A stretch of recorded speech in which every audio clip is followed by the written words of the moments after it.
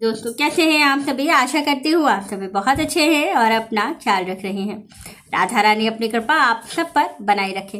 दोस्तों आज हम लोग बात करने वाले हैं मासिक शिवरात्रि की, जो कि 18 नवंबर को मासिक शिवरात्रि का व्रत रखा जाएगा। और इस दिन के कुछ उपाय जो कि शिव महापुराण में वर्णित है और विशेष रूप से ये उपाय गुरु जी पंडित प्रदीप मिश्रा जी ने अपनी वीडियो में भी बताया है, और इस उपाय का जो वर्णन है वो शिव महापुराण में भी मिलता है। तो चलिए जानते हैं। बहुत जल्दी बहुत आपका समय नहीं लूंगी, शॉर्ट में सारी चीजें बताने वाली हूँ, लेकिन वीडियो अंत तक देखिएगा तभी समझ पाइएगा कि मासिक शिवरात्रि पर भोलेनाथ को आप कैसे प्रसन्न कर सकते हैं। तो कुछ चीजें हैं जो कि विशेष रूप से शिव जी की पूजा में बहुत महत्वपूर्ण स्थान रखती हैं, जैसे कि चावल, अक्षत, और दूसरी चीज है बेलपत्र, और तीसरा है शमी पत्र। ये तीन ही उपाय आज बताऊंगी। इन तीन चीजों से आपको कैसे उपाय करना है, कैसे भोलेनाथ को प्रसन्न करना है, जिससे कि आपके पास कार्य सिद्धि, लक्ष्मी प्राप्ति और साथ ही जीवन में तरक्की, व्यापार में वृद्धि, बहुत सारी चीजें हैं जिसका लाभ आपको मिलने वाला है। तो चलिए जानते हैं। मंगलवार की मासिक शिवरात्रि है 18 नवंबर को। तो चलिए हम जानते हैं हमें कैसे करना है। सबसे महत्वपूर्ण बात देखिए, जो मासिक शिवरात्रि है ये प्रत्येक महीने में आती है। प्रत्येक महीने की जो मासिक शिवरात्रि होती है उसका अपना एक अलग विशेष महत्व होता है। इसमें जब हम कुछ विशेष प्रकार से शिव जी को प्रसन्न करते हैं, शिव जी की पूजा करते हैं, तो हमारी समस्त कामनाएं पूरी हो जाती हैं। और दूसरी चीज है कि जो मासिक शिवरात्रि है ये प्रत्येक महीने में आने वाली एकादशी है, जो कि प्रत्येक माह के शुरुआत का जो कृष्ण पक्ष होता है उसकी चतुर्दशी तिथि के दिन इस उपाय ये मासिक शिवरात्रि पड़ती है, और विशेष रूप से इसमें कुछ उपाय किए जाते हैं। चतुर्दशी की जो तिथि होती है ये शिव जी को बहुत प्रिय है। चतुर्दशी पर जो भी शिव जी को अगर एक लोटा जल भाव से चढ़ाता है तो उसकी कामना बहुत जल्दी पूरी होती है। वैसे भी जो मार्गशीर्ष का महीना है ये बहुत बहुत महत्वपूर्ण है। तो इसमें कुछ उपाय आपको बता रही हूँ, इसको आप जरूर कीजिए, बहुत लाभ मिलने वाला है। दूसरी चीज है कि जो मासिक शिवरात्रि है इसमें आपको जो सुबह से लेकर शाम तक के सारे नियम बताने वाली हूँ। तो वीडियो अंत तक जरूर देखिए ताकि आप समझ सकें कि आपको करना क्या है। देखिए मासिक शिवरात्रि है, अगर हो सके तो सुबह सवेरे उठ करके स्नान कर लीजिए। स्नान के बाद आपके घर में जो भी शिव जी का मूर्ति, तस्वीर जो भी आपने रखा है, जिस पर आप आराधना करते हैं प्रतिदिन, तो आप क्या करिए कि वहां पर उस टाइम पर सुबह सवेरे स्नान करने के बाद एक घी का दीपक लगा करके आचमन करके अपने व्रत का संकल्प ले लीजिए, अगर आप व्रत करते हैं तो।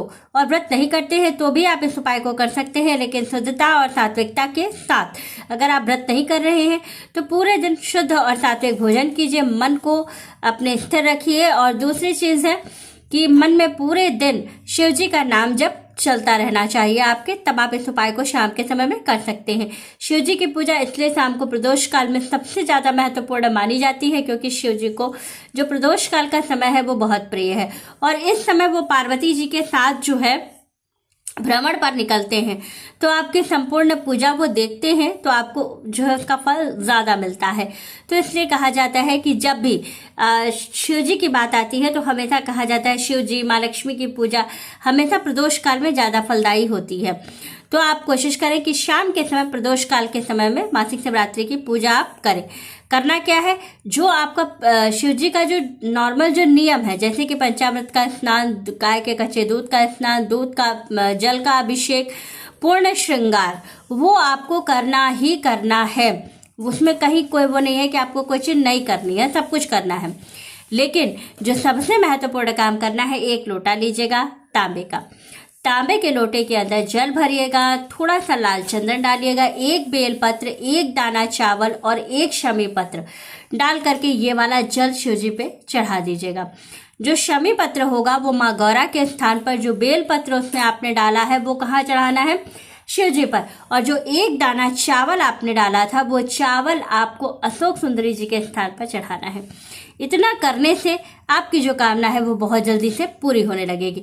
दूसरी चीज, जब आप श्रृंगार के लिए सामग्री लेकर के जाइए तो मंदार की माला और साथ ही अपराजिता की माला का बड़ा महत्व होता है, तो जरूर चढ़ाइएगा। दूसरी चीज कि जब माँ गौरी की आराधना की जाती है तो उन्हें गुड़हल का माला या गुलाब का माला जरूर चढ़ाया जाता है। इस बात का जरूर ध्यान रखिएगा, क्योंकि मासिक शिवरात्रि है तो माँ को जो है आपको ये गुड़हल का माला या जो गुलाब की माला होती है ये जरूर समर्पित करना है।